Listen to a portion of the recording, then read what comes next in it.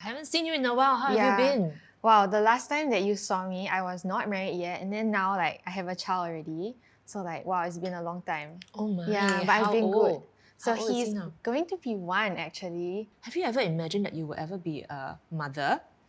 Wow, I think that's a funny thing when you ask me that question because deep inside, I've always wanted children, and when I was in a same-sex relationship, it's not like I like push that aside and say, okay, I don't want to be a mom anymore, but it was more like, okay, I still want to be a mom, but actually, how is this possible? But I really didn't think beyond that. Yeah, because really in that relationship, it was just about love and like being with that person. And how is it like, having now a child who is growing up to be a man? Do you have some thoughts about how would you talk about this when he gets a little bit older? And roughly how old do you think you and your husband would want to speak about this area to him? I think that, wow, that's really one tough question to think about, but definitely necessary as well. So, when you asked me that question, one thing that came to my mind was an experience that I had when I was young. And I always knew, right, that when I compare myself with girls in my class, that is very strange, but like I have a lot of body hair. Yeah. So sometimes, like, people will make fun of me. And for some reason, I actually had the idea that boys are the ones that have more body hair than girls. I don't know where I got that idea, but it was there. I would just wonder, okay, if I have all this body hair and I don't like it, like, do you think that maybe I was actually meant to be a boy? I mean, it may sound very ridiculous right now, but as a 7 or 8 year old child, it was something that I was really thinking about in all seriousness. And I realized that at that point, if someone did actually tell me and encourage me in another direction to say like, yeah, maybe it's true. Like if you had all this body hair, like you were supposed to be a boy. And I think that honestly, I would have entertained the thought. So thinking about like my child, I think there's never an age that's too early to start. But like I really wanted to find out from you, how did you talk about sexuality to your 2 girls? Yeah. Yeah, my 2 girls are now 18 and 15. So I first started to broach this topic about male and female when they were in preschool. Yeah, wow. Actually, at 4 years old, I had like a picture book. It doesn't have to be very explicit at the start, but as they grow into primary school, actually they learn it from school. Yeah. When they are 11 and so on, they go through puberty as well. And so in my case, before my girls hit puberty, Yeah. I also use some books and start to read to them, talk to them. Not like a one-off conversation and then that's it. Yeah. But it's more everyday conversation. Make the home be such a safe space where it's just part of conversation. Yeah. We label the body parts as they are. Okay. I always tell the girls that if we don't laugh when we say nose, right? Yeah. Then why should we be laughing when we Yeah, talk it's about true. breasts and so on? Yeah. Just use the term as it is because it's a body part. It's part of God's temple. Yeah. Yeah. So just be very open about it. And when we do that from young, as they grow into teenage years, then that habit and that culture of openness will continue to be there. Yeah. And then the issues that we talk about get more and more complex. Yeah. And that's where same-sex attraction, even transgenderism, even now as my kids are older, and they see all these things happening around them, especially with the impact of media. Yeah. If they have questions and they don't have anywhere to ask or explore those questions, not in the church or not in the home and not in school, where would they go to? Actually, for our children and your boy growing up in this environment, if we don't talk to them about it and nudge them back to holiness, they are actually getting a lot more worldviews, a lot more other information out there. Yeah. I think parents need to talk about sexuality a lot earlier, like you said, because it was not something that was done in my home. I think we're all shy about it, especially in the Asian context. So that was not done. So it was more of a culture of do this and don't do that, listen to us because we're your elders. And I think that in our generation, that doesn't really cut it anymore because there's just so much more influence out there that will not just tell you don't do this, don't do that. In my experience, being a child, I realized that I'm not blaming my parents, but I realized that I think I was kind of left to explore things on my own, wonder things on my own. And so eventually when I reached youth, I was quite involved in youth ministry. And at that time, I actually met this girl in church. And later on, when I realized that the way that I was being affectionate towards her or how I saw her was different, in more of a romantic way, then like I decided that I wanted to be with her. But at that point, I just didn't know why. I knew that somehow in church, like, and knowing, being taught what we were being taught, that it was not right, but it felt so right. So how can I? It was just so confusing, but I just felt like I wanted to go with my emotions. And from there, I got really good at like hiding things, living a dual life. But deep inside, I always had questions, just never knew who to talk to about this. And I knew why I couldn't talk to my church leaders about this, because there was one time I remember very vividly when I was out with my then girlfriend, and then we bumped into somebody from our previous church. And at that time when I saw that person, I'm like, oh no, snap, because it's like, okay, my parents will know this already. And true enough, when I went home, my mom already knew what was happening. She didn't allow me to share my side of the story or never asked me questions about why this was so, but she just gave me the look on her face where like, I'm disappointed in you, you know? So it was really not so much what she said to me, but what was done. I think also that if my parent at that point asked me like, hey, you know, like actually what went through your mind, you know, when you decided to be with this girl, rather than saying no flat out, right, then maybe I would have opened myself up to her, and that would be a start of how like it would heal the relationship between me and my parents as well, and then they would be able to speak into my life. But at that point, it was more like, whoa, like you disregarded me, I was not heard. And from there on, whether it's about sexuality, relationships, or anything else, it was more like, I'm just not going to listen to you anymore. Yeah, and that went on for years, yeah, before healing actually started to take place in our family. And so from your experience in your season of exploration, what would have helped you at that point in time? For example, how can the church come alongside you, or how could parents, like, you know, parents who want to support their child, what would be something useful to do or say to support this season of a child's exploration in this area? So looking back, you know, when I think about where I could turn to, you know, in terms of like people and community, I realized that even in church, it was hard to actually talk about it at that point, especially in youth ministry. I think one of the biggest issues that they do raise is BGR. So boy-girl relationships, right? To me, I had this thought where if already boy-girl relationships is bad, you shouldn't be doing it, you guys are too young, then won't I be in a much worse place where I'm not in a BGR, but I'm in a relationship and it's same-sex attraction. So I think like on that scale, I'm like really sinful, and I don't think I can bring myself to tell any leader about what I was going through, you know? So I just felt that even though they didn't say anything, they didn't call me names or showed me any animosity, I think it was an internal struggle where I just felt shameful. I felt like I don't belong here.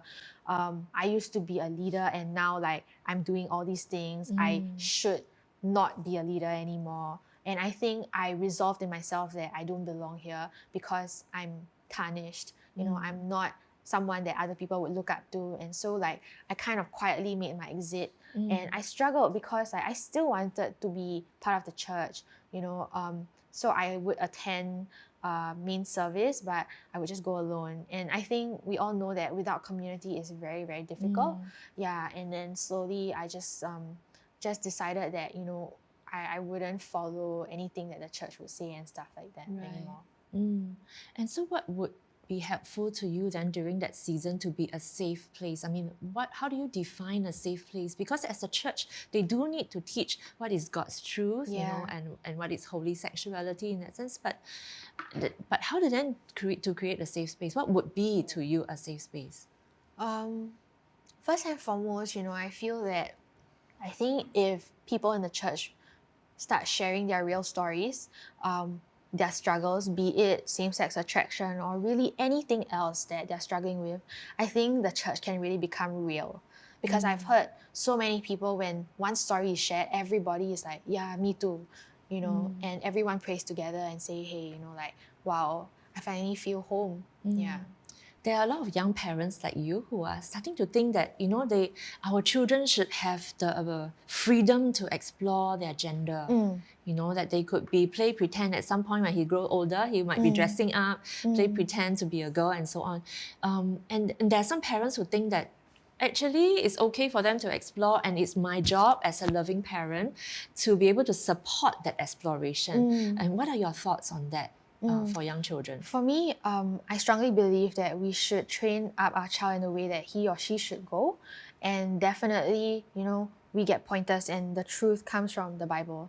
And I think that's where we start, right? Where we are always the first ones to tell them, what the truth is. And of course, when they grow, as they meet their friends and also look at things in the media, they would see an alternative and they may want to explore those things. But I think if, like you say, when we already have that open, safe environment for them at the very beginning, they wouldn't run off and do things, right, without maybe asking you, talking to you about it and things like that. So I find that I think as parents, we need to be the first voice to share with them about things, whether it's about same-sex relationships, their sexuality, or even things like, mommy, what is drinking, what is smoking, my friends are watching porn, what do you think about that? So, and I think that when you already set that good environment at home, you're not going to be afraid of these questions. Yeah, actually, in my own experience as a mother, as well as me engaging parents at large,